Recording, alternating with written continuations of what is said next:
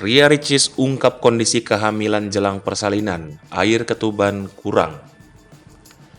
Usia kehamilan Ria Ricis kini telah menginjak 9 bulan. Istri dari Teuku Ryan ini dijadwalkan melangsungkan persalinan pada pekan depan. Kendati demikian, Ricis mengungkapkan kondisi kehamilannya saat ini usai melakukan USG.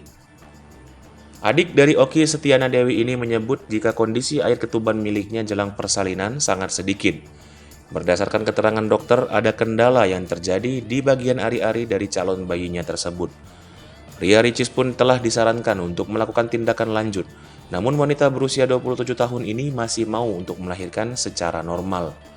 Kini, Ria Ricis pun tengah menjalani anjuran dari sang dokter untuk memakan makanan yang baik bagi ibu hamil jelang persalinan.